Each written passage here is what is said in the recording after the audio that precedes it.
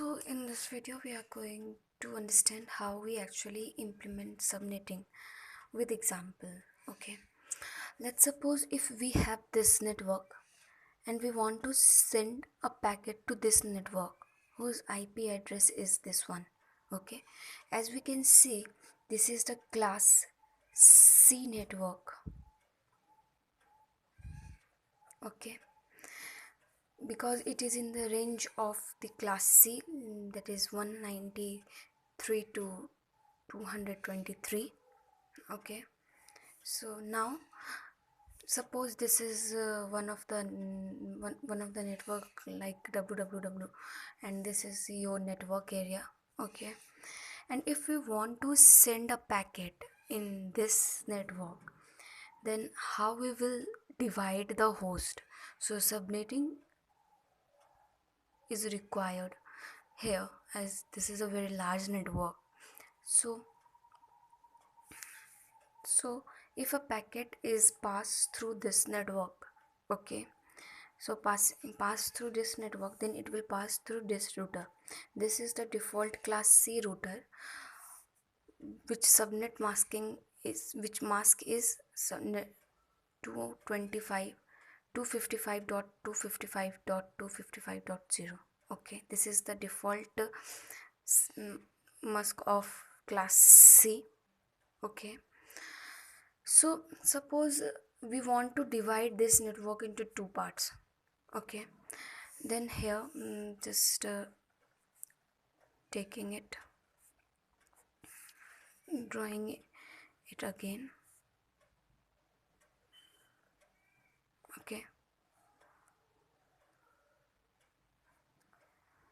Okay, okay, is it clear now? So now suppose we are dividing it in S1 and S2, and the network ID of this network is 202.10.15.0. okay, so now as we know that in class C we can't disturb the first three part of the IP address, that is these one. So the last 8-digit numbers we can change. That will only decide the number of host and what is the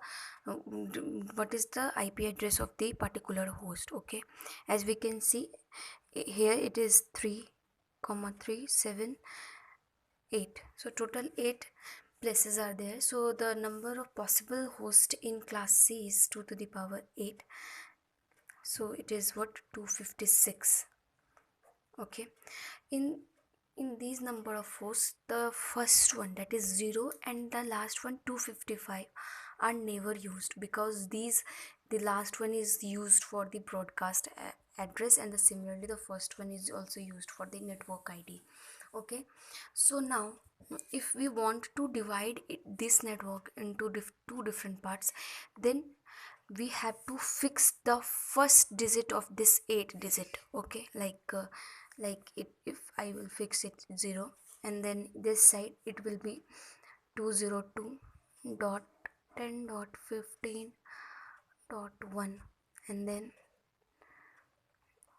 as it is. Okay, so if we get any IP addresses, the packet is destined to some host whose IP address is like 202.10.15.0. okay, like something like what, 126. okay, what it is, like 129, we can say 129. okay, 129. So now we can see that the first three, that is 202.10.15, this will provide the network ID, that is the basic network ID of this area. So the packet will direct to this network, and now it comes on which host we have to deliver the packet. Then this part will define, or resolve that very problem. So it is 129. So 129 in boolean expression is basically 1000 0001. Okay, it is like it is 128 and it is 1, so it is this one. So as we can see that the first one is 1, and we have divided the network into two subnets, S1 and S2, in which the first S1 has the first digit as 0 and S2 has the first digit as 1. Okay, so the packet will automatically divide it in this part. It will search the host in this part only. So this is how the the packet will be destinated to its host easily.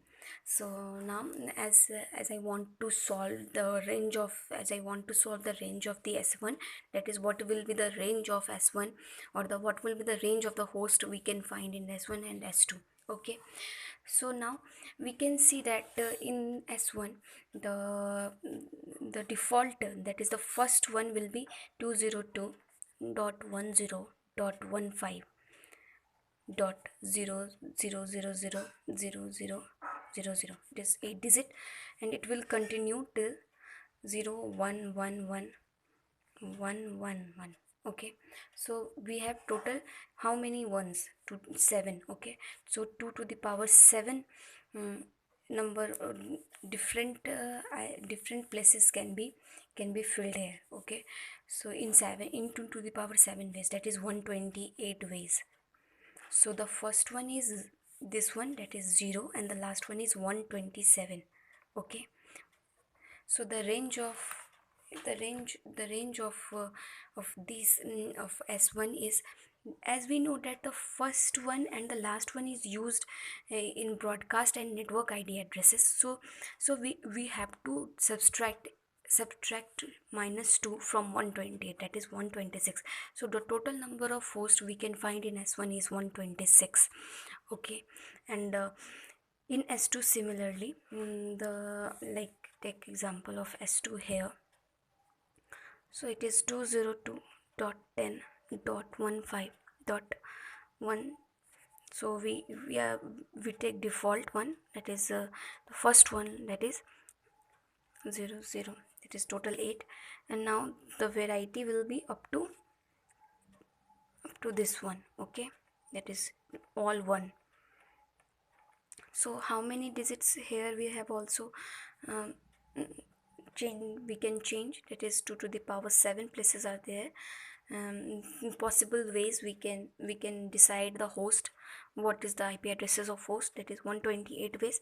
As in the S1 also, we have divided it in network ID and broadcast ID, as each parts and each subnet have their default network ID or the subnet broadcast ID. Similarly in S2 we have this one as the network ID, and this one as the broadcast ID. Okay, this one is what 202.10.15.128 to 202.10.15.255. Okay, this is the broadcast ID, and this is the network ID.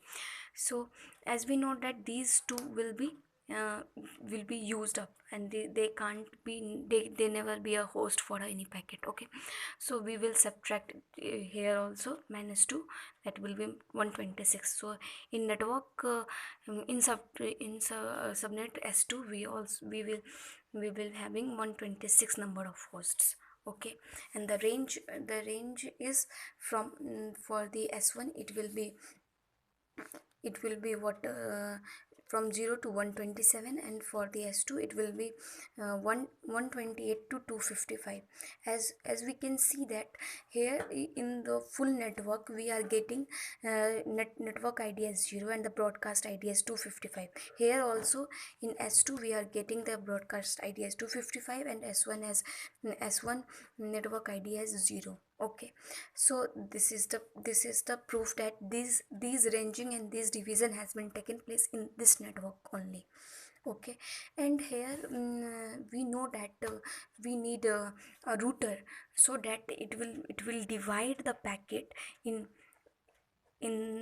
which the packet is should go to their host. Like this router will define where it should go. It should go here or it should go here. So there should be a subnet mask for this router, so that it could decide where it will go. So as the network is C, network is of class C network, so the default 3 network ID of the router will be same, that is 255.255.255. Okay, and we have to count the number of digits of the a from the 8 digit we have fixed.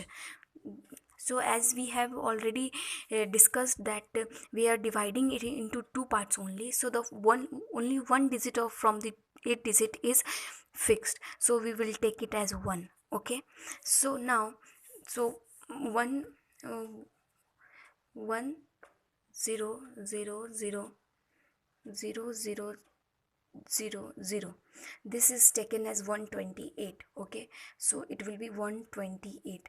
So the subnet mask for this router will be 20 255.255.255.128. Okay, so this is the